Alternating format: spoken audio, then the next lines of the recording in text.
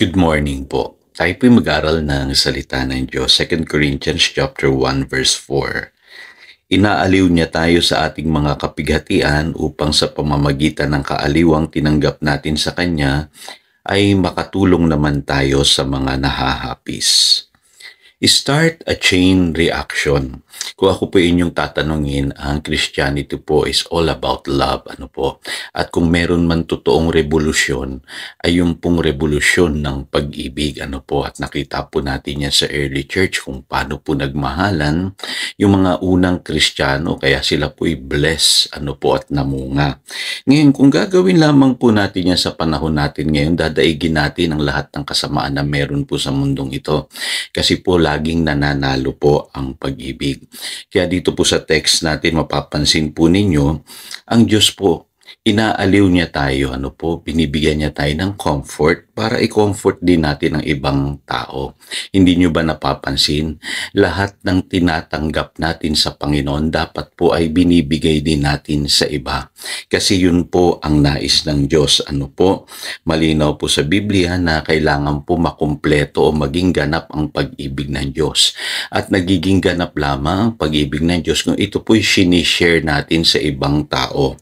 Sabi po sa 1 John chapter 4 verse 12, "No one has seen God, but if we love one another, God lives in us, and His love is made complete in us." So, yung iba hindi po nila alam kung paano po i-interpret itong scripture na ito.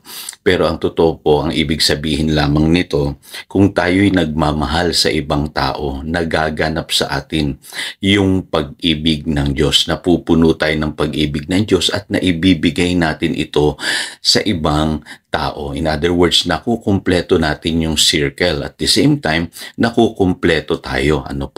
Yung ibinibigay natin, bumabalik din sa atin. Kaya pansinin niyo po, sabi sa 1 John chapter 3 verse 16, "This is how we know what love is." Ito daw po ang definition ng pag-ibig. "Jesus Christ laid down His life for us, and we ought to lay down our lives for our brothers." Yan po ang totoong pag-ibig. Inalay ng Panginoong Hesus yung kanyang buhay para sa atin upang ialay din natin ang ating buhay para po sa ating mga kapatid.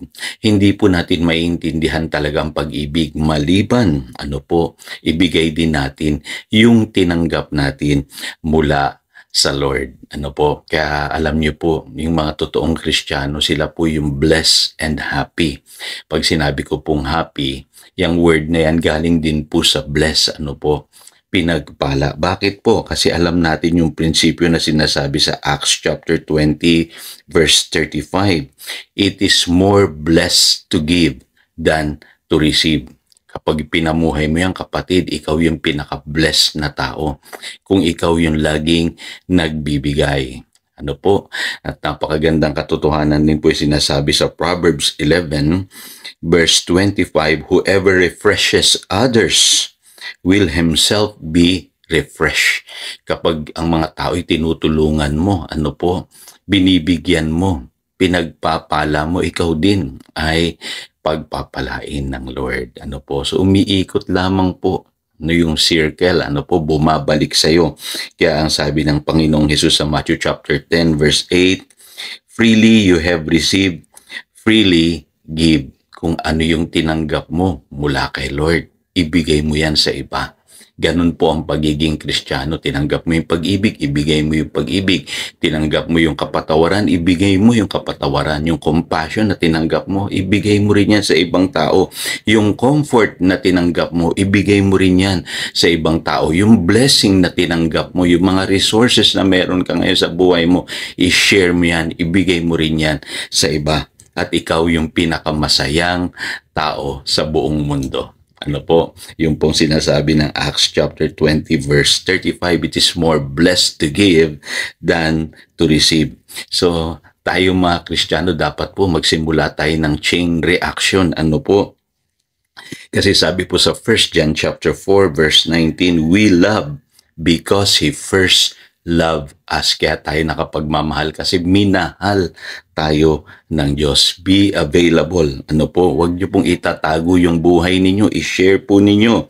And plant seeds of love and see it grow. Makikita po ninyo kung kayo nagtatanim ng pag-ibig, makikita ninyo tutubo po yan, at mamumunga, babalik sa inyo yung harvest. Ika nga ay give and it will come back to you. Babalik sa iyo yung iyong mga itinanim. Kaya tandaan niyo po, hindi lamang material na bagay ang pwede nating ibigay sa ibang tao. Kindness is a gift, yung pagiging matulungin, maawain, mabait sa ibang tao, gift po yan. Encouragement is a gift, yung lagi kayong nagpapayo, nag-encourage ng tao, regalo rin po yan. Time is a gift, kung meron kayong oras or panahon para sa ibang tao, gift din po yan. Yung presence po ninyo, yung availability ninyo, gift din po yan. I-share nyo po yung presence ninyo, yung buhay ninyo sa ibang tao. At lagi nating tatandaan, ang Christianity is a revolution of love. Simulan natin ito ngayon sa ating buhay. Tayo po'y manalangin. Dakilang Diyos, salamat po sa mga katotohanang aming tinanggap at gamitin mo pong aming buhay upang magsimula ng isang revolution. Revolution ng pag-ibig na kung saan ang aming ibinibigay na pagmamahal sa aming kapwa ay mamumunga at babalik din sa amin. Higit sa lahat, maraming tao mapapagpala dahil po sa iyong pag-ibig na ibinigay sa amin. Kami po ay mag-share, mag-encourage, magko-comfort, magbibigay ng aming oras at panahon sa aming kapwa upang ang pag-ibig mo ay lumaganap sa mundong ito. Salamat, Panginoon. Yan ang aming panalangin. In Jesus' name we pray. Amen and amen. Again, ito si Pastor Jojo, nagpapaalala upang daluyan tayo ng pagpapala, manatili tayo sa kanyang salita. Good morning.